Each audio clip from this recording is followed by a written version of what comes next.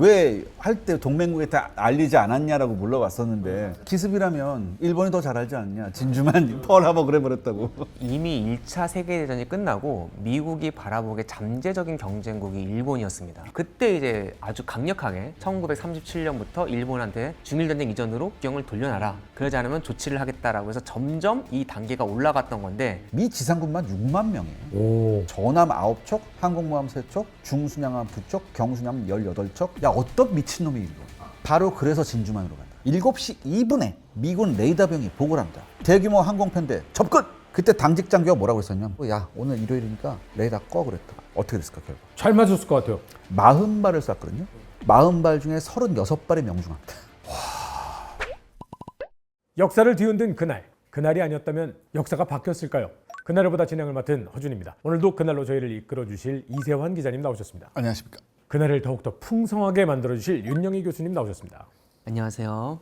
저희가 보통 전쟁 이야기를 주로 많이 하지 않습니까? 근데 전쟁을 통해서 사람들에게 알려지고 지금은 널리 퍼진 제품도 생각보다 많습니다. 손목시계 있고요. 인스턴트 커피 있고요. 그다음에 초콜릿. 초콜릿. 순간 접착제. 네. 사실은 순간 접착제는 찢어진 상처를 긴급하게 봉합하기 위해서 시작된 것이었고 트렌치 코트 뭐 유명하고요. 패션에는 또 트렌치 코트죠. 여러분들 방독면들 다들 한 번씩은 써보셨을 텐데 수염이 많이 자라면 방독면 썼을 때 이 안으로 다 들어옵니다. 아, 그렇죠. 맞아요. 그래서 수염을 잘 깎아야 착 달라붙어서 목숨을 건질 수가 있습니다. 그때 시작된 게 면도기죠.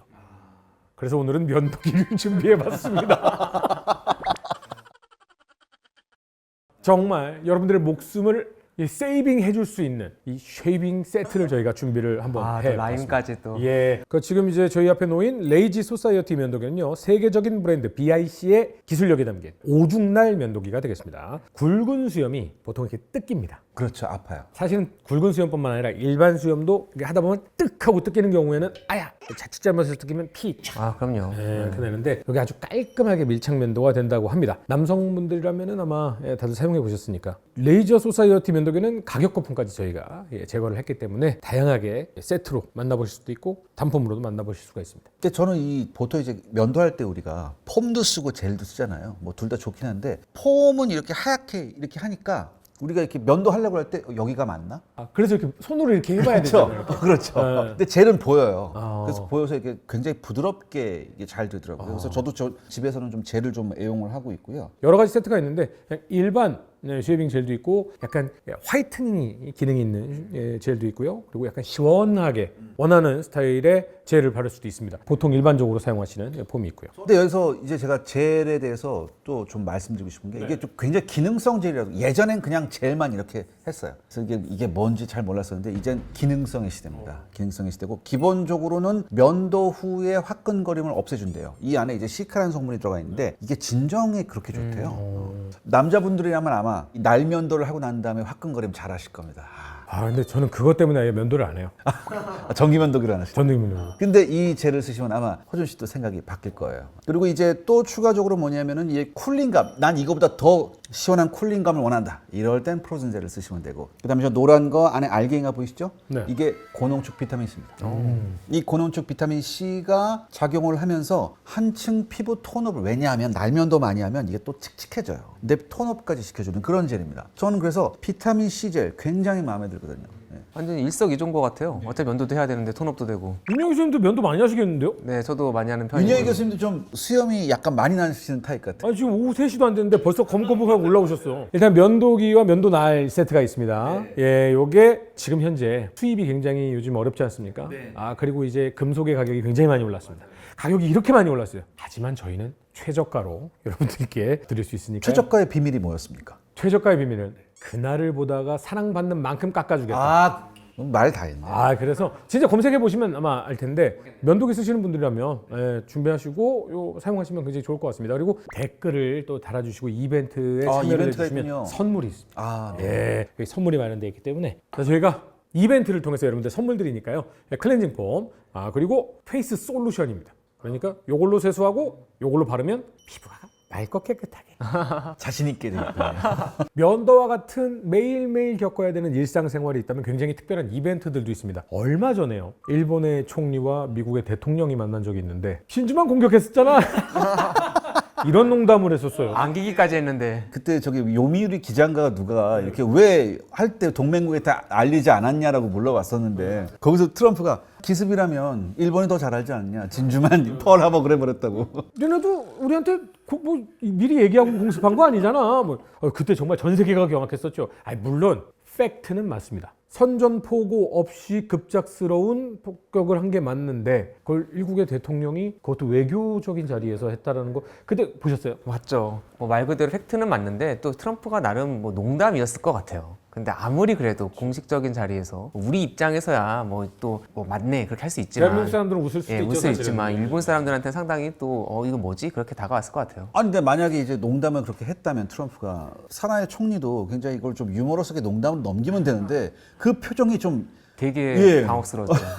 1941년 12월 7일 어떤 한 병사가 화장실에서 아유 오늘은 면도나 좀 해야겠다 이러고 있는데 갑작스런 폭격 소리를 듣습니다. 오늘의 그날은 진주만 공습의 그날입니다. 자, 오늘의 그날 어디로 먼저 가볼까요? 네, 일단 1941년 8월 2일 D-135로 가봐야 됩니다. 이 일본의 비극은요, 단 하나의 자원에서 시작이 됩니다. 자원요. 네, 1940년 기준으로 해서 연간 일본의 석유 소비의 80%를 일본이 미국한테 수입하고 있었어요. 근데 그 공급원하고 사이가 이상해지기 시작합니다.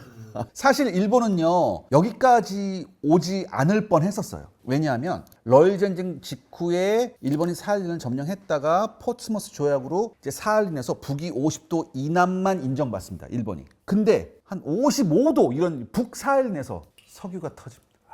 안타깝네요. 석유가 터져. 간발의 차이네. 예, 석유가 터져요. 그런데 1925년에 그 일본이 25년이면 사실 러시아가 소련으로 바뀌고 난 다음이거든. 근데 일본이 그때 소련하고 다시 한번 딜을 했다고. 25년에 소련을 승인한 대가로 채굴권하고 시굴권을 확보했어요. 소련으로부터. 오. 확보했었는데 1941년에 일소 중립조약을 맺었거든. 일소 중립조약을 맺으면서 희대의 바보짓을 여기서 일본이 합니다. 중립적인데 어떤 유전을 소련한테 넘겨버려요. 왜요? 왜 소련이 야 너 나하고 중립하고 싶어? 그럼 여기 있는 거 다 이제 너 이제 여기서 채굴권 시굴권 싫어. 급했던 일본이 여기서 오케이 이렇게 해버립니다. 아니 뭐 때문에 석유 시추권을 넘겨요? 일소 중립 즉 소련하고의 중립 조약을 맺기 위해서 중국하고 싸우느라고? 또 있었지. 이전에 노무난에서 한번 붙어본 적 있잖아. 아, 네네. 1939년에 그때 아, 노무난에서 한번 붙어보고, 야, 이거 소련은 너무 세서 안 되겠는데 미국하고 붙어볼까? 그러니까 희대의 바보짓을 합니다. 그러니까 만약에 저는 이렇게 생각해요. 여기서 또 if가 나오는데 처음부터 일본이 이거 마지막까지 틀어주고 있었으면 일본으로선 숨통이 트이는 거였어요. 사실 석유 때문에 엄청 고생했잖아요. 그래서 이제 이전부터 일본이 석유를 어디 찾아봐라 해서 가장 유력한 데가 어디냐면 만주였습니다. 와, 만주에도 석유 나와요? 만주에 분명히 석유가 나올 것 같아요. 석유가 나올 것 같은데 문제는 뭐냐? 만주에 들어간 게 1930년대잖아요. 37년 막 이러잖아요. 1930년대 일본의 그 시추 기술이 지하 1000m까지 뚫고 들어가고 있었어요. 분명히 석유가 나올 것 같아요. 1000m 뚫었는데 안 나오는 거야. 몇백 개를 뚫었는지 몰라요. 막 뚫었다고. 안 나오는 거야. 안 나와. 그래서 이러고 있는데 나중에 전쟁이 다 끝나고 만주를 완전히 차지한 이제 중국이 마오쩌둥 정부가 일본이 시추하던 이 만주 일대에서 시추를 해보니까 요 시추공 조금만 더 파면 될 것 같은데 300m 더 파니까 그때부터 석유가 나옵니다. 아, 1300에 있었던 거야? 1300부터 석유가 나요. 300m가 제국의 운명을 가른 거예요. 자, 근데 이때 사실 일본한테 구세주로 나타나는 게 독일이었습니다. 독일 왜? 독일은 석탄 액화 기술이 있어요. 아, 석탄 액화 기술이 있어요. 이거를 딱 독일이 얘기를 해줘요. 일본한테 우리 석탄 액화 기술이 있다. 그러니까 일본이 이런 생각이죠. 삼국 동맹, 일본, 독일, 이탈리아에다가 소련까지. 왜? 소련하고 맺은 거는 중립조약인데 일본은 철석같이 이게 동맹이라고 믿었었어요. 그래서 이제 독일이 석탄 액화 기술을 주면 된다라고 했는데 교수님 이게 석탄 액화 기술이 굉장히 힘들지 않습니까? 그럼요. 되게 어려운. 지금이야 뭐 해결했겠지만 당시로서는 되게 어려운 선진 기술이었죠. 그러니까 이게 굉장히 앞선 화학 공정도 필요하고 여러 가지가 많이 있어요. 그다음에 이제 중요한 기술이 또 하나 있습니다. 이게 수소 첨가 기술이라고 있었는데 이건 또 정작 독일이 이건 또 제공을 안 해줘요. 그래서 일본이 만들어냈던 석탄 액화 기술을 만들어냈던 그 연료가 절대 항공유로는 못 씁니다. 그러니까 일본이 굉장히 저기 뭐예요? 좌절했죠. 더군다나 이게 경제성도 안 맞습니다. 보통 만약에 미국에서 1배럴을 수입하면 4달러인데 석탄 액화 기술로 1배럴을 만들려면 30달러가 드는 거예요. 그러니까 이게 전혀 경제성이 안 맞죠. 그러는 사이에 미국의 조이가 들어옵니다. 왜냐하면은 미국은 만주를 진출하고 중국에 군사 공격을 한 거, 중국 점령을 시도하는 걸 굉장히 안 좋게 봤어요. 더군다나 일본이 슬금슬금 중국하고 동남아시아로 손을 뻗었거든요. 필리핀에 식민지가 있었던 미국으로서는 이건 참을 수가 없는 거죠. 그래서 계속해서 중국에 있는 모든 일본군을 철수하라고 계속 압박을 했는데 일본이 이걸 안 들었죠. 그래서 이제부터 미국이 일본을 어떻게 목조이냐면은 1938년부터 이미 항공 자재는 공급을 안 했어요. 39년에는 미일 통상 항해 조약을 파기합니다. 그리고 40년 7월에는 고철하고 항공유도 수출 금지를 해버려요. 이때 고철이 왜 중요하냐? 일본이 이 당시에 얻었던 철강 원료의 가장 중요한 게 미국산 고철이었습니다. 일본은 철강석도 많이 생산이 안 되나 봐요. 더군다나 40년 12월에서 41년 1월에 석유 정제품하고 광석도 수출을 금지하고요. 41년 7월 25일에는 일본의 재미자산을 동결해버려요. 그리고 드디어 41년 8월 2일에 석유 전면 금수 조치를 내리게 됩니다. 이게 바로 결정타였어요. 이게 정말 목줄을 조이는 거였죠. 지금도 우리 뭐 이란 전쟁으로 원유가 수입이 안 되니까 정말 비명을 지르고 있잖아요. 근데 당시는 중동 같은 역할을 미국이 했습니다. 그러니까 지금이랑 약간 석유 생산 구조가 달랐어요. 제1의 원유 생산국이 어딘가? 지금과 달리 미국이었습니다. 압도적이었습니다. 연간 10억에서 13억 배럴 생산을 했어요, 원유를. 그때 2등이 어디였는가? 소련이었습니다. 소련이 2억 3천 배럴 정도를 생산했습니다, 연간. 4분의 1이네요. 네. 그런데 3위가 어디냐면은 이란이었거든요. 이란이 6천에서 7천 배럴을 생산했습니다. 그리고 그 다음에 어디냐면 인도네시아였습니다. 인도네시아가 5천에서 6천 배럴을 6천만 생산했습니다. 그러니까 지금은 되게 구조가 다르죠. 그러니까 그때는 중요한 게 미국이었어요. 우리가 중동 바라보듯이 한 게 미국이었죠. 미국한테 그래서 완전 전량 수입했던 거예요. 80에서 90%까지도 수입을 했는데 미국이 딱 그거를 막아버리는 거죠. 그러니까 정말 일본은 그때 힘들었습니다. 이미 한 해에 3천에서 4천만 배럴을 사용했거든요. 그러니까 미국이 막아버리면 일단 군수공장도 안 돌아가고요. 생산도 안 되고요. 특히나 이제 막 중일 전쟁으로 한참 전선도 넓어지고 여기 엄청난 양의 정말 석유 원료가 필요한데 그게 공급이 안 되는 거죠. 그래서 사실은 식민지 개척을 하기 위해서 전쟁을 한 것도 있지만 이걸 유지하기 위해서라도 더 석유가 있는 곳으로 가야 할 필요도 있었어요. 근데 거기가 어디였냐면 사실 아까 만주도 얘기하셨지만 만주는 이제 안 된다고 생각을 했기 때문에 그 다음부터 한 4위 정도 되는 생산지, 지금과는 달리 석유가 많이 났던 네덜란드령 동인도, 지금의 인도네시아였습니다. 그러니까 이른바 일본 사람들 말하는 남방 자원지대. 그렇죠. 거기로 갈 수밖에 없었던 거죠. 근데 이제 갈 수밖에 없었던 이유는 석유가 부족해서, 석유가 부족한 이유는 미국이 금수 조치를 해서인데, 중국 현지 상황을 보면 공산군이 국민당군보다 그렇게 센 것도 아니고, 그렇죠. 미국이 딱히 중국의 뭐 외교가 굉장히 좋았던 것도 아니고, 왜 굳이 일본을 이렇게까지 막은 거예요? 그런데요, 그런 게 있습니다. 이미 1차 세계대전이 끝나고 미국이 바라보기에 잠재적인 경쟁국이 일본이었습니다. 그걸 어떻게 할 수 있냐면 1922년에 워싱턴 해군 군축 조약을 보면 알 수 있거든요. 유명한 조약이잖아요. 이때 해군 비율을 총 톤수로 5대 5대 3대 1.75, 1.75로 묶습니다.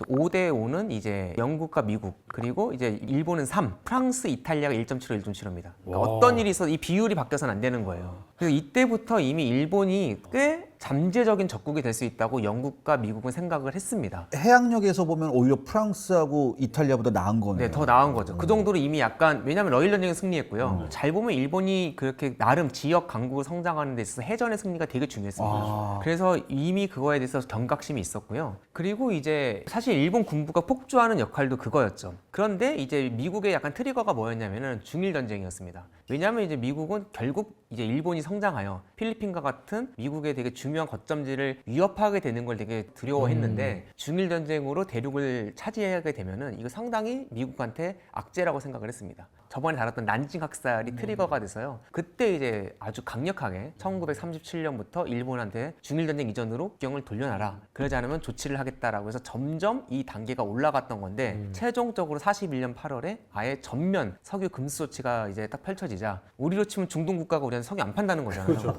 일본 입장에서는 이거는 정말 환장을 노리시죠. 사실 생각을 해보면 선택지가 3개가 있습니다. 잘 생각해보면 미국 말 들어도 돼요. 뭐 나름 커졌고 식민지도 적당히 있고 일부 중국한테 조금 빠져나오면 되는 거잖아요. 근데 사실 일본도 그걸 굉장히 진지하게 고민을 했다고 하더라고요. 근데 그렇게 되면 근데 당시 구조가 나중에 뭐 말씀이 나올 것 같긴 하지만 군부가 이미 내각을 통제하고 있는 상황이었기 때문에 사실상 어려웠습니다. 군부는 뻗어나가고 싶고. 그렇죠. 그리고 내각이 통제를 못했잖아요. 네. 그리고 이제 그냥 협상을 하는 게 있죠. 실제로 협상을 했습니다. 네. 근데 아시다시피 협상 자체도 잘 안 되는 게 이미 내각이 군부를 통제 못하고 오히려 반대 상황이었기 때문에 협상도 질질 끌다가 안 됐습니다. 세 번째는 그냥 적당히 버티는 건데 버틸려면 석유가 있어야 되는데 석유가 이미 금수 조치하고 계산을 해보니까 지금 일본이 가진 석유가 16에서 24개월밖에 없었습니다. 그래서 나온 생각이 뭐냐면 그나마 석유 있을 때 한번 세게 치고 우리가 여기서 미국이 약간 주춤할 때 빨리 남방으로 가서 자원 차지하고 방어선을 구축하자 이런 생각이 나왔던 거죠. 아 역시 소련보다는 약하다고 생각한 게 맞네.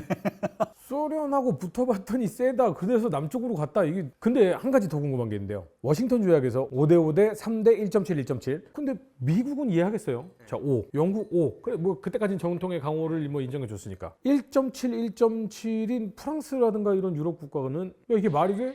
어떻게 이따위 조약을 해? 라고 좀 다른 나라들의 항의 같은 건 없었어요. 그게 이미 제국의 성격이 좀 다른 것 같아요. 영국은 네트워크 제국이었잖아요. 네. 전 대륙에 5대양 6대주에 네. 자기 식민지가 있고 철도와 그리고 증기선을 엮은 제국이었잖아요. 그래서 해군력이 핵심이죠. 근데 프랑스는 몇 개 식민지를 제외한다면 사실은 프랑스와 밑에는 아프리카 식민지입니다. 그래서 해군이 필요하지만 대양 해군까지는 필요가 없었어요. 그러니까 한마디로 근해 방위 정도. 이탈리아도 마찬가지죠. 근데 영국은 세계 분명히 함대를 보내야 되고 미국도 마찬가지죠. 일본도 그걸 꿈꿨죠. 그런데 삼으로 묶어버리니까 군부가 이때 반발이 엄청 심했습니다. 그래서 1932년에 5.15 사건이 벌어지게 되는 이유가 이거였고요. 그때 근데 이미 나중에 나올 야마모토 함장이 그 사람은 하버드에서 공부하고 온 사람이잖아요. 그 사람은 되게 정확히 봤어요. 뭐라고 그랬냐면 사실 우리가 냉정하게 바라보면 이 회담의 이 조약의 성과는 우리가 3으로 묶인 게 아니라 영국, 특히 미국을 5로 묶은 거다. 안 그랬으면 오히려 쟤네가 더 나갔을 거다. 50대 5대 3으로 만들 수도 있죠. 예, 그러니까요. 그렇게 제대로 본 사람도 있었지만 군부의 반발은 아주 심했습니다. 그러니까 이게 미국이 이렇게 조치를 하니까 일본도 사실 시큼한 건 사실이에요. 네. 그리고 사실 근데 시큼했으면 됐는데 문제는 교수님께서 말씀하신 것처럼 군부였습니다. 석유 금수 조치가 8월에 있었잖아요. 그 직전에 일본 군부가 또 뭘 했냐면 남부 인도 차이나 쪽으로 가요. 41년 8월이면 갑자기 프랑스가 두들겨 맞고 거의 나가 떨어졌을 때거든요. 네. 그러니까 거기서 프랑스 식민지였던 남부 인도 차이나를 일본이 치고 들어갑니다. 그러니까 루즈벨트가 완전히 열받은 거예요. 그래서 루즈벨트가 어떻게 했냐면 주미 대사를 불러요. 그 일본 주미 대사를 노무라 기치사부로를 불러가지고 이렇게 물어봅니다. 루즈벨트가. 보통 이게 외교적 수사라는 게 있잖아요. 외교적 수사가 1도 없어요. 뭐라고 물어보냐면 야 너네 석유는 석유대로 받고 전쟁은 전쟁대로 할 거야? 나 정말 우리 국민 어떻게 더 설득시켜야 될지 난 잘 모르겠어. 네가 말해봐 이렇게. 거기서 노무라 기치사부로가 얼굴이 시뻘개져가지고 아무 말도 못합니다. 그 사실은 이런 외교관들 오면 제공하고 있는 게 유용하게 쓰이나요? 막 이런 식으로 얘기를 하잖아요. 네. 그러면 저희가 뭐 석유를 잘 받고 있습니다. 이러는데 야씨 석유 받아먹고 전쟁을 해? 이렇게 대놓고 뭐라고? 대놓고 해요. 당시 일본이 계산기를 두들겨 봅니다. 왜냐하면 일본은 사실 이 전쟁을 대비하기 위해서 필사적으로 석유를 저축했어요. 일본의 당시 석유 비축량이 950만 톤입니다. 굉장한 양이에요. 월간 한 45만 톤 정도 썼거든요. 네. 이걸 막 쓰게 18개월 버틸 수 있다. 진짜 어마어마하게 절약하면 2년까지 가죠. 이 안에 우리가 먼저 두들긴 다음에 미국이 어리버리해서 반격을 시도할 때 만약에 그 반격까지 우리가 완전히 박살내면 가능하다. 그러니까 애초부터 미국을 이기겠다는 생각은 없었어요. 그 정도 바보는 아니었어요. 다만 태평양 함대를 무력화시키면 시간을 벌 수 있잖아요. 근데 그 시간에 우리가 그 필요한 처음에 봤던 게 네덜란드령 동인도랑 그리고 버마 정도였습니다. 거기는 석유가 당시 많이 났거든요. 거기 갈 수 있는 시간을 벌 수 있다. 그 시간 동안 이제 미국을 좀 이렇게 우리가 정지시켜 놓자. 이런 생각이었어요. 일종의 도박이죠. 이긴다라는 생각은 없었다면서요? 거기에 대해서 히로히토가 물어봅니다. 히로히토가 뭐라고 물어보냐면 이제 그 군령부 총장 나가노 오사미를 불러서 물어봐요. 현재 우리 제국의 석유 상태가 어떠냐. 그러니까 전쟁이 일어나면 석유 비축량은 1년이나 1년 반이면 바닥납니다. 지금 행동에 나서야 할 때입니다. 이렇게 물어봅니다. 그래서 히로히토가 물어봅니다. 미국과 싸웠을 때 승산이 있나요? 이렇게 물어봅니다. 이 나가노 오사미가 뭐라고 대답하냐면 이길 수 있을지 어떨지는 사실 막연합니다. 그런데요. 달리 살 길이 없습니다.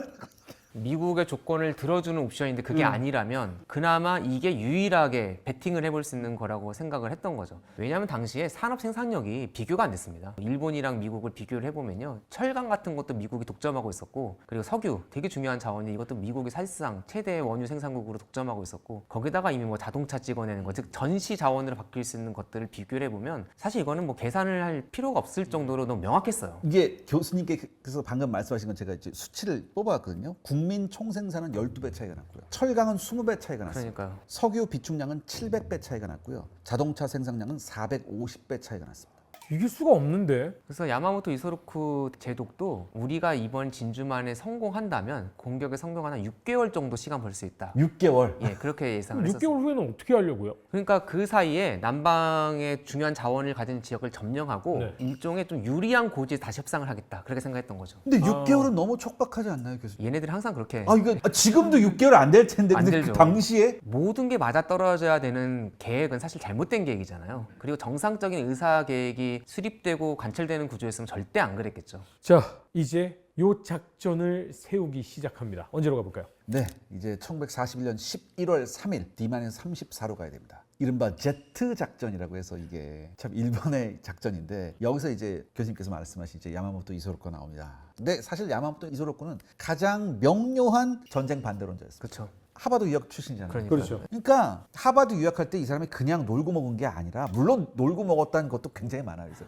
그런데 야마모토 이소코는 이렇게 논 것뿐만 아니라 디트로이트라도 이런 데 굉장히 많이 다녔어요. 맞아요. 그다음에 필라델피아 필리조 선수도 가고 여러 가지 중공업 단지들을 막 다 돌아다니는 봤어요. 거예요? 다 봤어요. 왜냐하면 견학을 시켜줬거든요. 네네. 텍사스에서 석유 생산하는 원유 유전지대도 보고 옵니다. 막 이게 이렇게 되면서 막 파는 거. 나중에 그걸 보면서 우리는 절대 이길 수 없다는 걸 확신했다. 그 말이에요. 그리고 이제 필리 조선소에 갔어요. 당시가 거기에는 이제 해군 조병창이었잖아요. 일본에 있는 조선소하고 비교가 안 되는 거예요. 이거 물어보는 거예요. 야, 이거를 몇 대 만드냐. 그러니까 저런 배는 우리가 한 달에 한 2척 정도 만들 수 있다라는 그 화물선이 있는데 그 얘기를 듣고 좌절을 해요. 유학 시절 때부터. 그래서 40년 9월에 동창회 같은 게 있었거든요. 거기에 가서 연설할 기회가 있었어요. 연설이라기보다 이제 동기생들 앞에서 얘기할 기회가 있었는데 거기서 무슨 얘기를 하냐면 사실 그때 당시에 분위기는 좋았습니다. 일본이 한참 잘 나갈 때였으니까. 미국인의 강한 정신력과 과학적 사고방식을 일본인은 따라잡을 수 없다. 일본은 미국의 적수가 절대 될 수 없다고 얘기해요. 화기애애했던 분위기가 어떻게 되겠습니까? 갑자기 찬물을 깬 거예요. 그러면서 오히려 전쟁 반대하고 독일하고 추축국이 잘못됐다는 얘기를 해요. 되게 용기 있네요. 예. 그다음에 메모도 많이 남겼어요. 뭐라냐면 미국과 싸우려면 일본은 미국이 아니라 전 세계하고 싸운다는 생각을 가지고 싸워야 된다. 그렇죠. 일면 맞는 말이죠. 나는 최선을 다하겠지만 아마 내 기함 나가토에서 싸우다가 난 죽을 거야. 그러면서 마지막 말이 뭔지 아요? 그런 동안 도쿄는 불바다가 되겠지. 이렇게 써놨어요. 이게 분명히 미국이 완전히 군수공업 체제로 돌아가는데 1년 반에서 2년이 걸린다고 생각했었어요. 이제 일본은 그렇게 딱 생각을 했는데 문제는 뭐냐면은 이게 일본의 생각보다 굉장히 빨랐었고 훨씬 빨랐죠. 네. 그래서 야마모토가 무슨 생각을 하냐면 이제 어차피 명령을 받아서 해야 된다면 교수님께서 말씀하신 한 번에 어떻게 후닥닥닥 해야 되고 그 작전을 우리가 짜야 된다. 그래서 이른바 그걸 제트 작전이라고 해요. 가장 반대했던 사람이 이제 결국 결정이 되니까 그렇다면 길은 기습밖에 없다. 한 방 때리고 얘네가 정신 못 차릴 동안 우리 빨리 진지 구축하자. 그렇게 진짜? 되는 거죠. 딱 분위기네요. 절대 안 된다라고 했지만 명령이 내려오면 그냥 하는. 그런데 이때 이 야마모토한테 빵 하는 그런 아이디어를 준 사건이 터져요. 네. 1940년 11월에 영국의 타란토 공습이 있었습니다. 이게 뭐냐면은 이탈리아 해군을 이제 완전 작살내기 위해서 영국이 한 작전인데 항공모함을 보내서 거기서 뇌격기가 떴어요. 사실 복엽기 뇌격기가 뜬 거예요. 네네. 별거 아니에요. 낡은 구닥다리 복엽기 뇌격기가 떠가지고 어뢰를 쐈는데 이탈리아 해군이 작살나요. 이거를 보고서 저거다. 저 방법을 쓰면 된다. 당시에 이탈리아 해군 무시하면 안 됩니다. 이탈리아 해군 뭐 스파게티나 먹고 그러지 않았습니다. 진짜 강력했지만 정말 멋있었지만 이 멋있는 함대를 잃으면 안 돼라고 항구에 들어박혀 있었던 것뿐이죠. 근데 저걸 보고 저렇게 모여있는 함대를 이런 식으로 공격하면 초전박살 낼 수가 있구나. 그렇죠. 41년 5월에 일본 해군 내의 최고 브레인 다들 아실 거예요. 민다 게노로를 부릅니다. 야, 한번 해봐라. 그래서 30명의 고급 장교들이 머리를 막 짜내요. 짜내고 그다음에 함재기 조종사들을 가고시마로 보냈는데 왜냐하면 당시 가고시마가 일본 하와이하고 지형 비슷했어요. 그래서 여기서 이제 계속해서 연습을 해요. 일본 해군 대학에서 굉장히 연습을 하고 막 했는데 당시 이 30명이 모여서 막 연구를 한 다음에 시뮬레이션 여러 번 하고 결과를 냅니다. 뭐냐면 만약에 우리가 하와이 진주만에 있는 미 태평양 함대를 공격하러 들어갔을 때 성공률은 50%다. 성공해도 미 태평양 함대의 3분의 2를 격파하는 게 가능하지만 대신 우리 일본도 항공모함 2척, 그다음에 대파 2척, 항공기 150대 정도 잃는다. 이런 시뮬레이션이 나옵니다. 또 하나 문제가 뭐냐면 진주만의 수심이 12m밖에 안 돼요. 그런데 어뢰를 떨어뜨리면 보통 상공 100m에서 어뢰를 떨어뜨리거든요. 비행에 가다가. 그럼 이게 어뢰가 60m까지 밑으로 들어갔다 와요. 12m 이거 어떻게 하느냐. 그럼 바닥에 부딪혀. 방법이 없다. 막 해야 하는데 이때 어떤 참모 하나가 얘기합니다. 안 가라앉기 위해선 뭔가 좀 나무판 같은 걸 덧대면 어떨까요? 그래서 교반이라고 해서 어뢰 뒤 꽁무니에다가 베니어판, 나무판을 딱 대는 걸 해요. 근데 이거를 해도 또 들어가네. 근데 조종사 한 명이 그러는 거야. 제가 한번 해보겠습니다. 그래서 얘가 탁 이 교반을 단 어뢰를 장착하고 가면서 12m 딱 해놓고서 어떻게 하냐면 수면 위 6m로 날아가. 수면 위 6m로 날아가면서 탁 떨어뜨려 보니까 10.5m인가 딱 들어가서 또 이거다. 그런데 사실 비행기가 수면이 10.5m로 가는 거 고개 비행 아닙니까? 그럼요. 되게 어려운 일이죠. 이게 또 수면은 굉장히 또 뭐 난기류가 많이 난대요. 그래서 이거 뭐 잘못하면 까딱 잘못하면 다 죽는다는데 근데 이거를 성공하고 나니까 일본 군부가 이런 거 있죠. 성공이다. 그렇다면 모든 전 조종사 바로 처방법이다. 이것도 훈련한다. 똑같이. 근데 사실 태평양이 바다가 거칠 때는 엄청나잖아요. 파고 같은 경우가 높을 때는 뭐 7m, 10m 이상 올라가는 경우도 있는데 그러면 이렇게 날아가다가 10m면 여기 닿는다는 거잖아요. 그리고 이제 교수님께서 지적해 주신 게 있잖아요. 당시 단일 부대로는 일본이 해볼 만했다고. 사실 인적 자원만큼은 당시 최강이었습니다. 일단은 아카키 가가 제1항공전대 항공모함, 제2항공전대 히루소류가 있었고요. 제5항공전대에 쇼가쿠, 지가쿠가 있었습니다. 이 6대가 다 가고 함재기 351대, 그 다음에 중요한 건 조종사들이었습니다. 5년 가까이 실전을 했었어요. 중일 전쟁하면서. 그래서 해군 파일럿들의 평균 비행 시간이 650시간이었어요. 육군은 평균 500시간. 이런 베테랑을 무려 3,500명 보유했었습니다. 반면에 미군 조종사들은 비행 시간이 채 100시간 안 되는 애들이 대부분이었습니다. 더군다나 미군 조종사들이 인종적 우월감이 굉장히 심했어요. 무슨 얘기를 하냐면 일본인은 키 작고 눈이 옆으로 째져서 공중전을 못한다. 키 작고 눈이 옆으로 째친 거랑 공중전이랑 무슨 상관이 있는 거야? 넓게 못 본다 그런 건가요? 아무튼 제가 놀라웠던 게 뭐냐면 하나하나 솔루션을 찾아가는 거예요. 일본이. 네. 여기서 진주만을 하려고. 네네. 이게 굉장히 놀라워요. 전. 원래대로 하면 일본은 되게 머릿속에 드는 생각은 꽉 막히고 매뉴얼대로만 움직이고 그러는데 이건 매뉴얼을 만드는 과정이라고 그런 건가? 굉장히 착착 돌아가네. 그리고 이제 41년 11월이 되면 사실상 양국은 돌아올 수 없는 강을 넘게 되는데 이 헐로트라는 게 있다고 합니다. 근데 이 헐로트를 일본한테 이제 미국이 제시했는데 일본으로선 굉장히 받아들이기 힘들었다고 해요. 교수님, 이 헐로트가 뭐죠? 그러니까 이제 국무장관 컬이랑 그 다음에 노무라 대사가 만납니다. 아. 그러니까 계속 이제 그 교섭은 했어요. 그러니까 교섭이 시간 끄는 용도 있었고요. 그리고 일본 외무부는 약간 정말 진심으로 전쟁을 막아보려고 했습니다. 근데 그게 구조적으로 말씀드렸듯이 일본 군부가 이미 내각을 장악한 네. 상황에서 어려운 일이었지만 외교관으로 최선을 다한 것 같아요. 컬이 이제 노무라를 불러다 놓고 미국의 최종 요구 사항을 전달합니다. 아, 그 최종 요구 사항이 첫 번째로 중일 전쟁 이전으로 돌아가라. 그리고 더 일본이 받아들이 어려웠던 게 삼국 동맹을 깨라. 이탈리아, 독일, 그리고 이제 일본의 삼국 동맹에서 적어도 의무를 이행하지 말아라. 그리고 이제 뭐 기타 여러 뭐 등등이 있습니다. 사실 되게 노무라가 고민을 하는데요. 이걸 본국에 전달했을 때 어떤 반응이 나오는지는 이미 뭐 뻔하잖아요. 뻔하죠. 예. 사실상 이걸 마지막으로 이제 양국은 전쟁을 어느 정도 준비하게 됩니다. 그리고 이제 미국에서 이미 첩보 부대도 있었고요. 또 해군도 육군도 다 정보 부대가 있었습니다. 그래서 일본 외무성이랑 그리고 일본 대사관 사이에 오가는 전부는 다 해독을 하고 있었습니다. 아, 그래서 다 털렸군요, 예, 이게. 그래서 이제 어느 정도 전쟁이 임박했다는 걸 알고 있었어요. 근데 문제가 뭐냐면 사실 이거는 이제 외교 정보고 군 정보. 일본 해군이 실제로 언제 어디를 칠지 그거에 대한 정보를 해독을 해야 되는데 그 JN-25라는 그 일본의 해군 암호가 있었는데 그거는 해독을 잘 못 해냅니다. 여러 가지로 봤을 때 특히 이제 대사관에서 외교문서 불태우거든요. 이거는 끝까지 갔다는 그렇죠, 거잖아요. 그렇죠. 임박했다는 건 알고 있었지만 실제 어딘가 언제인가 그것까지는 파악을 못하는 상황이었습니다. 근데 뭐 언젠가는 이제 거의 다 왔으니까 이제 근시일이다라고 하겠지만 어디인가는 네. 지금은 알고 있으니까 역사를 뭐 그 생각이 드는 걸 수도 있는데 왜 진주만을 쳤고 왜 진주만인 걸 예상하지 못했을까요? 일단 루즈벨트의 예측은 진주만이 아니었어요. 루즈벨트는 말레이시아나 동인도 제도를 찍었었고 당시에 육군 참모총장 마샬조차도 공식 보고를 어떻게 올렸냐면은 버마나 태국, 말레이시아, 인도차이나 필리핀 연해주 중에 하나일지도 모른다. 근데 여기서 우리가 생각해 볼 게 육군 참모총장이나 대통령이라면 굉장한 고급 정보를 받는 입장이잖아요. 이 사람들조차 이렇게 예상했다는 거는 사실 진주만도 후보에 올랐다는 얘기가 있어요. 근데 중요한 건 뭐냐면 정보부서에서 다 정보를 주잖아요. 그 준 정보가 문제가 아니라 받은 정보를 어떻게 퍼즐을 맞추느냐가 중요한데 이 퍼즐 조각에 진주만이 굉장히 없었다고 하더라고요. 당시. 정보가 들어오면 그거를 해석하고 행동으로 옮기는 그 과정이 되게 중요한 거잖아요. 그렇죠. 미국은 첫 번째부터 좀 문제였던 게요. 정보기관이 분산돼 있었습니다. 아. 정보기관 따로 있었고요. 그 다음에 해군, 육군 다 따로 있어서 정보가 약간 조각조각 이렇게 들어가는 거죠. 그래서 전쟁 임박했다, 뭐 해군 움직인다 그런 건 들어왔지만 그거를 합쳐가지고 이제 해독을 하는 능력이 상당히 떨어졌습니다. 그리고 이제 기본적으로 정보가 잘 루즈벨트까지 가는데 시간이 꽤 걸려요. 비슷하게 이걸 뭐랑 비교해 보면 우리가 더 정확하게 알 수 있냐면 영국 같은 경우 비슷한 시기에 독일의 애니그마를 완벽하게 해독하거든요. 네. 근데 그 이유가 이제 런던 근교에 브레틀리 파크라는데 당시 영국에서 가장 수학 잘하는 사람들 또 흥미로운 건 체스 잘하는 사람들 모읍니다.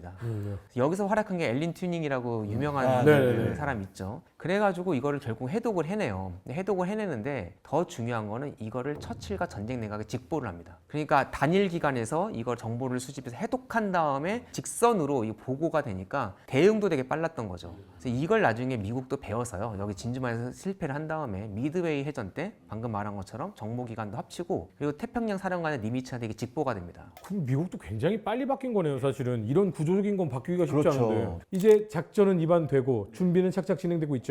네, 맞습니다. 이제 D-11일로 가야 됩니다.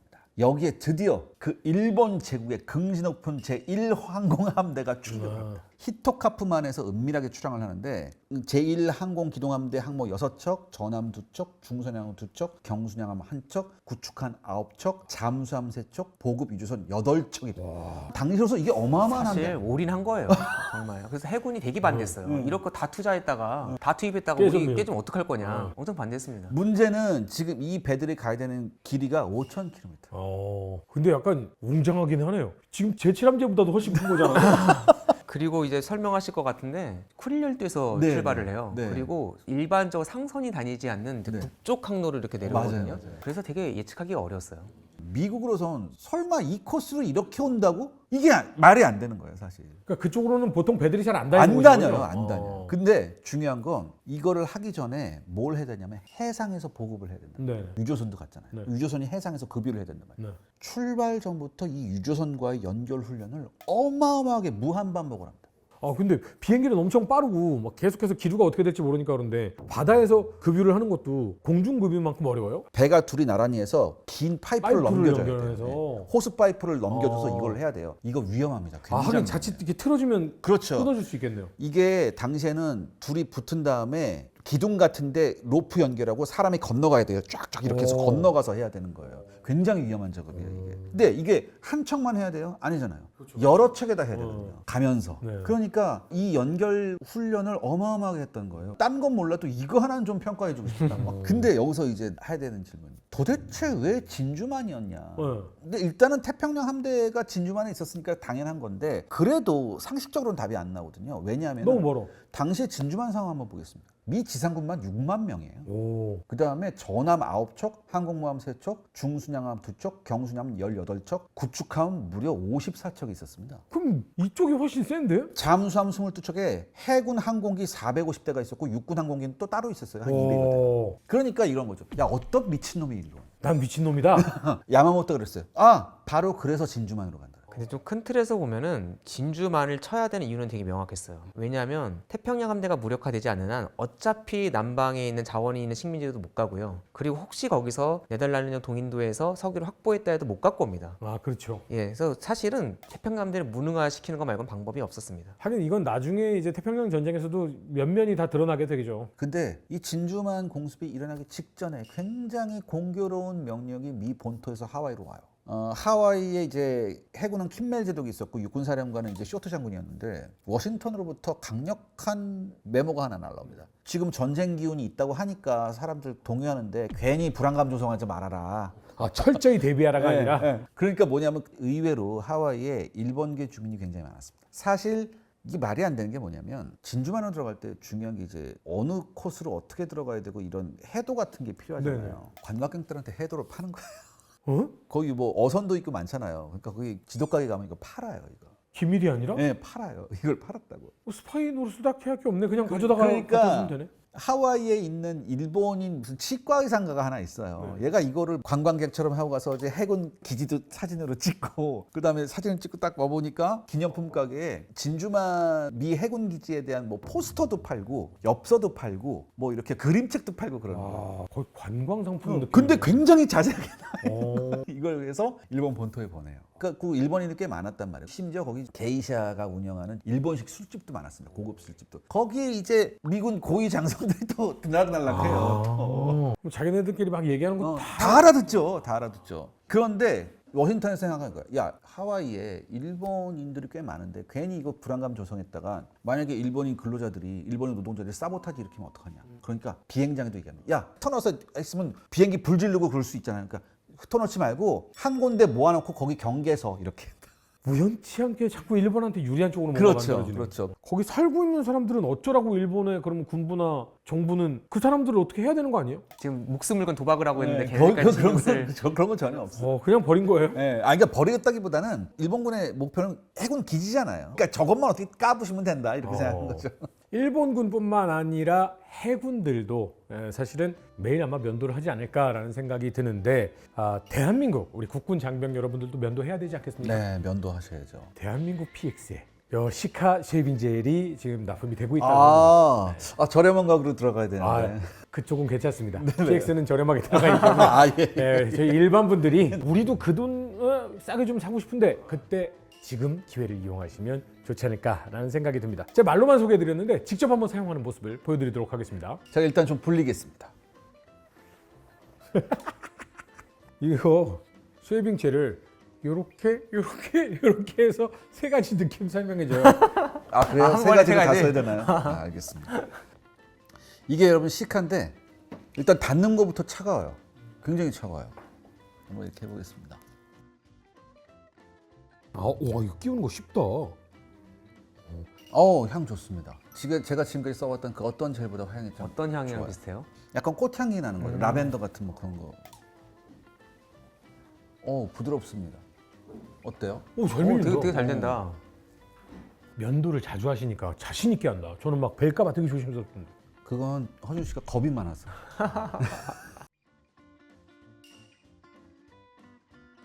그 다음에는 여기 제가 지금 이 비타 젤을 지금 바르려고 하는데 비타 젤이니까 제가 코 전체적으로 한번 해보고. 근데 제가 요즘에 이 코 쪽은 좀 길러 보려고 했었거든요. 길러 달라고요?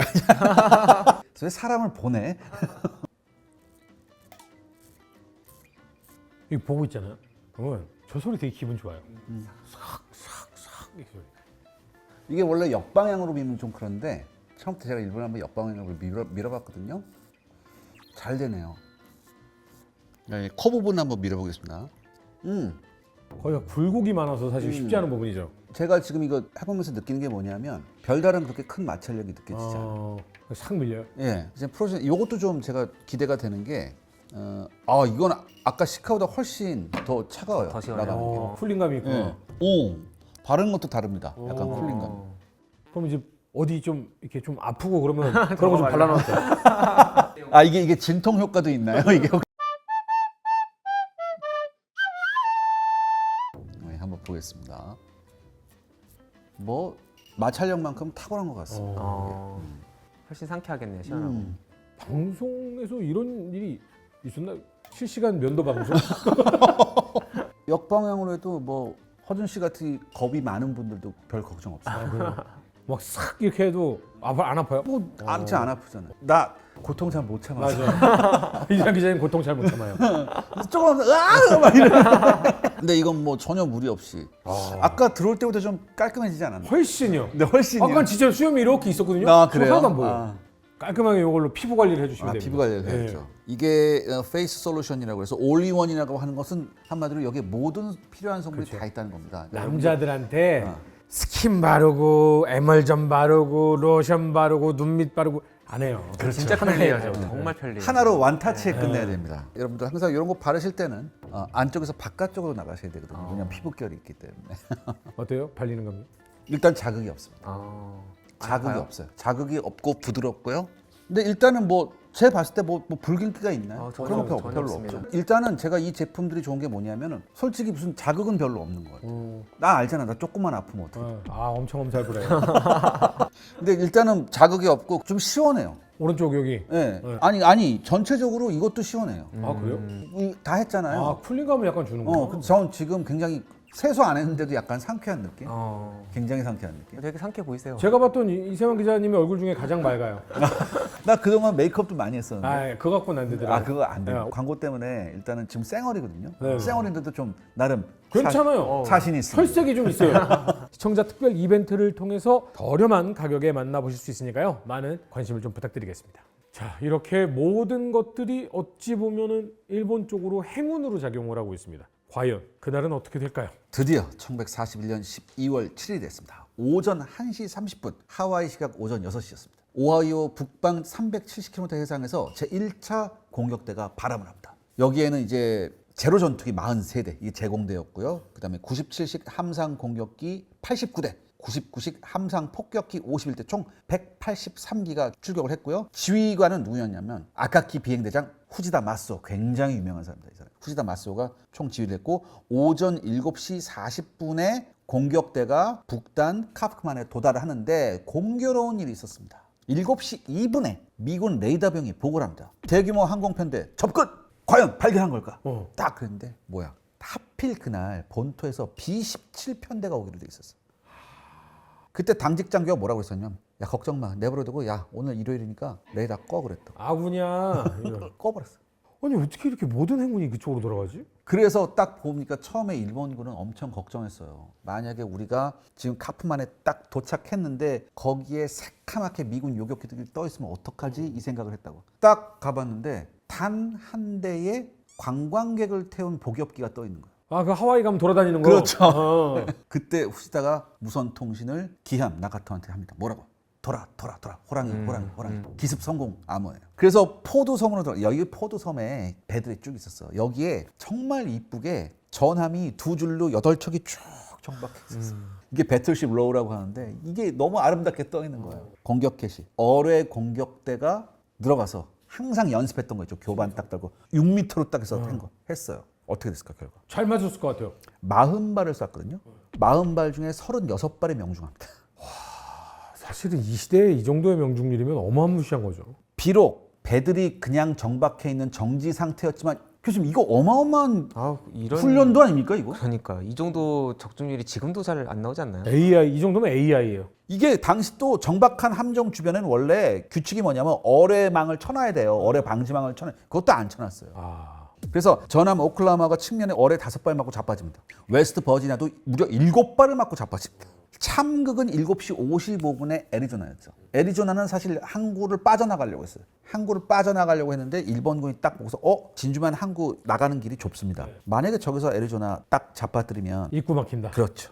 그래서 사실 애리조나는 어뢰를 안 맞았거든요. 애리조나 딱 나가는데 이때 누가 오냐면 급강하 폭격기가 와요. 급강하 폭격기가 폭격을 하는데 이걸 안 됐어요. 근데 급강하 폭격기에 있는 폭탄은 작았거든요. 이제 수평 폭격기가 가야 돼요. 근데 급강하 폭격기의 명중률하고 수평 폭격기의 명중률은 다릅니다. 그렇겠죠. 수평 폭격이 훨씬 힘들어요. 놀라운 일이 벌어져요. 수평 폭격기 한 대가 무려 800kg짜리 철갑탄을 탑재하고 있었는데 얘가 이 위로 가면서 떨어뜨렸어요. 얘가 떨어지는데 하필이면 2번 포탑 전방 갑판을 뚫고 들어갑니다. 그래서 탄약고가 폭발해요.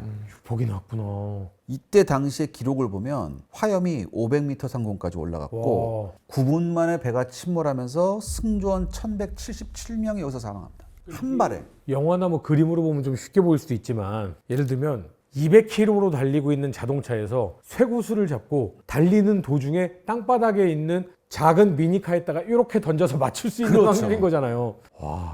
그 다음에 이제 육군 비행장도 있잖아요. 육군 비행장도 달려들어요. 뭐 히칸 비행장, 뭐 포드 비행장, 뭐 필러 비행장 있었는데 여기를 또 폭격기들이 강타합니다. 여기서 이제 일본군 99식 급강하 폭격기가 이제 꽂히는데 보통 급강하 폭격기가 꽂힐 때 네네. 800m가 리미트예요. 800m에서 딱 떨어뜨리고 올라가야 되거든요. 이때 일본군은 400m에서 했습니다. 와, 그 정도면 받을 수도 있는 상황이네요. 훈련도가 어마어마했습니다. 그러니까 밀집 주기되어 있던 미군 비행기들 150대가 이륙조차 못하고 다 파괴됩니다. 그리고 1차 공격대가 발암했던 1시간 15분 뒤인 7시 15분에 2차 공격대가 갑니다.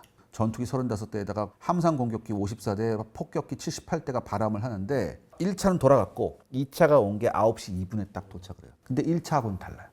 1차는 뭣도 모르고 두드려 맞았죠. 그러니까 1차 두드려 맞고 1차 빠졌을 때 이때 미군이 정신 차리기 시작합니다. 데뷔를 시작하는구나. 대공포 다 장전해 기다리고 있었고 그리고 아주 소수의 미군기도 이륙을 합니다. 이륙을 했는데 2차 공격이 딱 오니까 문제가 뭐였냐면 여기저기 다 폭탄을 두들겨 빼놨잖아요. 연기가 올라오니까 안 보이는 거예요. 안 보이고 대공포도 막 날라오고. 아무튼 여기에서 또 이제 2차 공격을 했고 여기에서도 2차 공격에서도 피해가 굉장히 컸어요. 아, 그렇죠.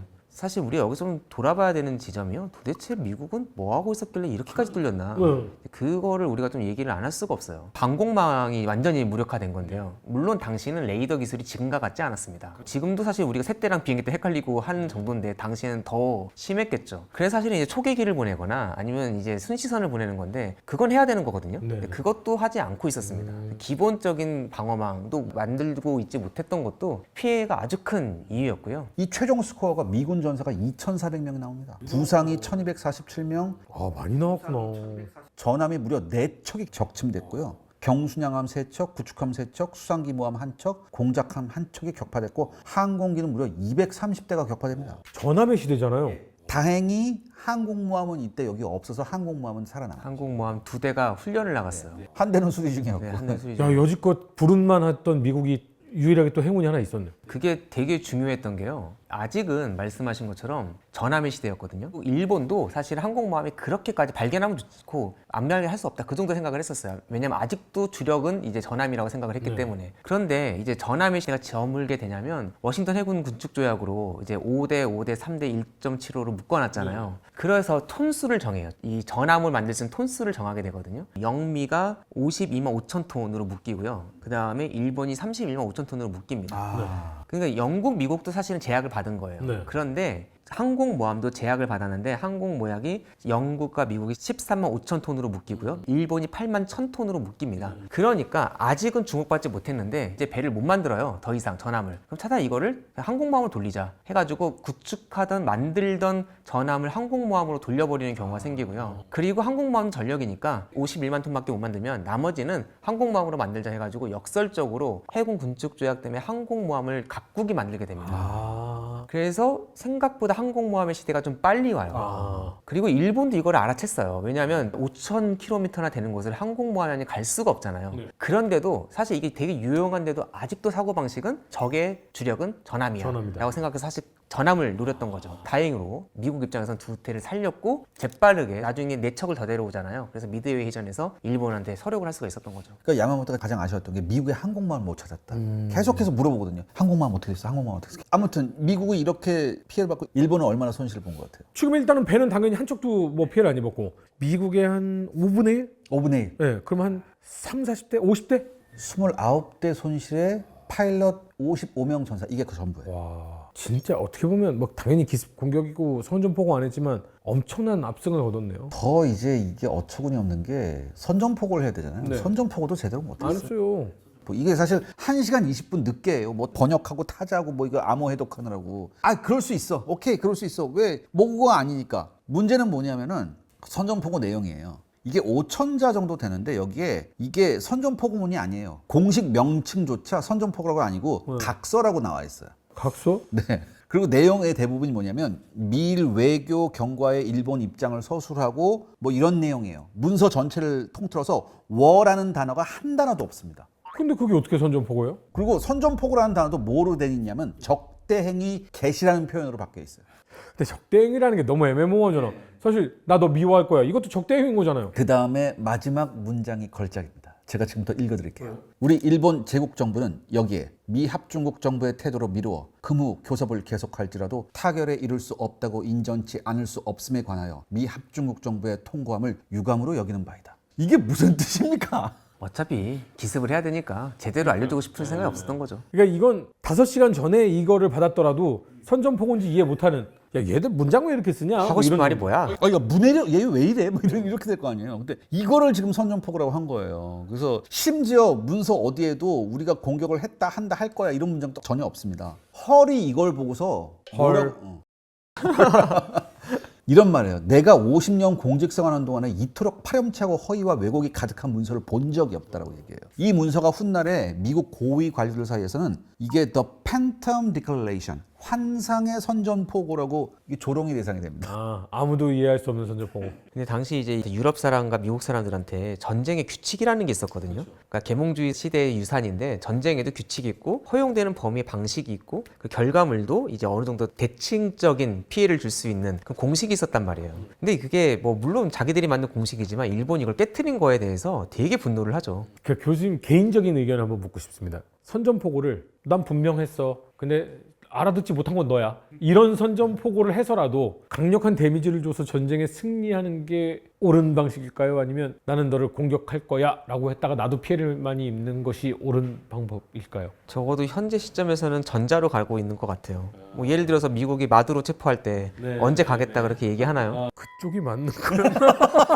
하지 않으니 안 할 수 없음이 이쪽이 맞는 거였나요? 근데 이제 사실은 이제 미국이 열받았던 건 뭐 맨날 몇 시에 가겠다 그렇게까지는 안 하죠. 정말 어느 나라나. 그런데 이제 적어도 이제 오늘부터 전쟁이야. 우리 이제 적대 군사 행위를 시작해. 그건 한 다음에 그 다음에 기습을 하는 건데 그거조차 안 했다 이거죠. 이제 일본에게 공격을 당한 미국도 뭔가는 해야 되지 않겠습니까? 이제부터 이제 미국이 난리가 났죠. 왜냐하면은 이 개전 직전에 미 의회가 징병 연장 법안을 통과시키려다가 단 2편 차이로 간신히 통과된 상태였어요. 그래서 미국 여론이 들끓었었다고요. 이거 뭐하니? 왜 우린 고립주의인데 왜 우리가 해야 되냐라고 했는데 진주만 위에 하룻밤에 뒤집어 엎어지죠.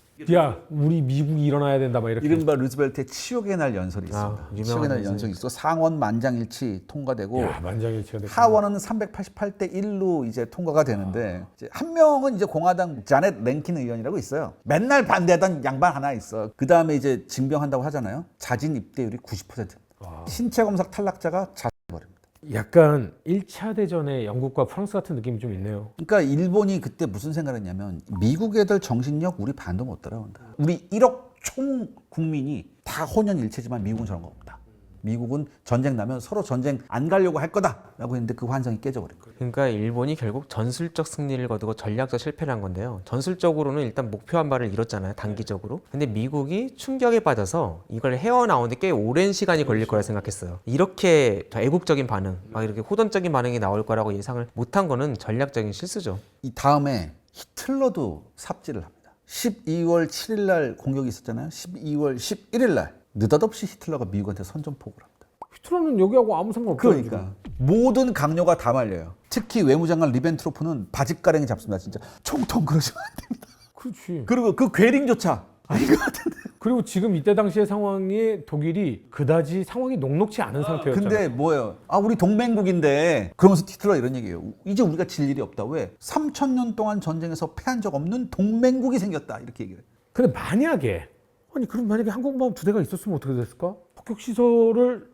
너무 전함에 치중하지 않았으면 어떻게 됐을까? 이런 생각도 사실 좀 들거든요. 네, 맞아요. 그래서 사실 미국이 불행 중에 좀 다행이었던가요? 사실은 항공모함을 피했던 겁니다. 왜냐면 이게 되게 소중한 자산이 돼서 미드웨이에서 다시 전화위복을 할 수 있는 그런 되게 중요한 자산이 되거든요. 일본 입장에서 사실은 이제 아까 말한 것처럼 야마모토 제독은 항공모함을 찾는 것도 되게 중요하게 여겼어요. 이 사람은 확실히 여러 가지로 봤을 때 뭔가 좀 넓게 봤던 사람인 것 같아요. 그런데 약 400km 정도 떨어진 곳에서 지금 일본 항공모함에서 배 잡고 가고 있는 거잖아요. 3차 공격까지 했다면, 그리고 아마 또 이제 항공모함 찾으러 다녔다면 모선의 위치가 노출이 됐을 겁니다. 그래서 그것도 사실은 그 현장 지휘관이 3차까지 가는 건 위험하다 해서 멈춘 이유가 나름 있었던 것이죠. 사실 그 제1항공함대 사령관 이제 나구모 제독인데 이 사람이 3차 공격을 원래 하려고 했는데 그걸 이제 교수님 말씀대로 포기시켰거든요. 왜냐하면 보고를 받아요. 귀환기가 311대인데 이 중에서 111대 이상이 피탄된 상태다. 특히 가장 중요한 급강하 폭격기가 50.8%가 피탄 상태다. 그러니까 나고모가 머리 굴리는 거예요. 사실 나고모는 약간 소심한 성격이긴 한데 나고모가 야 지금 우리가 예상보다 엄청난 전과를 올리고 이게 승리의 기운이 이러는데 괜히 3차 훈련 갔다가 이 소중한 파일럿들을 잃어버리면 어떡하냐. 이럴 바에는 3차 공격을 포기하고 우리가 이 승리의 기운을 그대로 밀고 나가는 게 낫다라고 생각했습니다.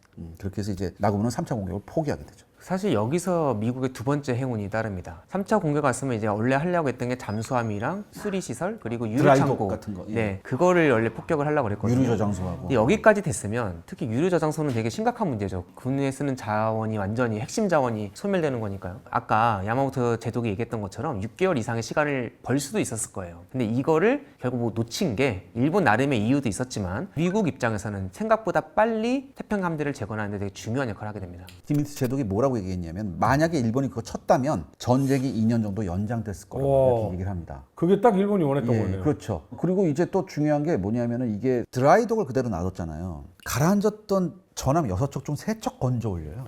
참 대단하긴 해요. 3척을 건져 올려서 수리해서 내보냈다고. 근데 뭐가 어떻게 됐든 일본이 승리하는 건 아니에요. 대신 전쟁이 늘어진다는 건 그렇죠. 맞거든요. 근데 여기서 좀 끔찍한 게 뭐냐면은 만약에 전쟁이 1945년 8월보다 더 늘어졌다면 전 결과가 굉장히 우리나라한테 끔찍할 것 같아요, 교수님. 왜냐하면 소련의 만주 참전이 앞당겨질 수도 있고 그래서 북해도가 분단될 수도 있고 더 나아가서 한반도 전체가 소련 관할에 들어갈 수도 있다는 생각을 합니다. 자칫 잘못했으면 소련이 밀고 내려와서 한반도에 주둔할 수 있었던 그래서 상황이- 이후에 동아시대의 지도가 지금하고는 완전히 다를 수 있지 않을까라는 생각을 한번 해봤어요.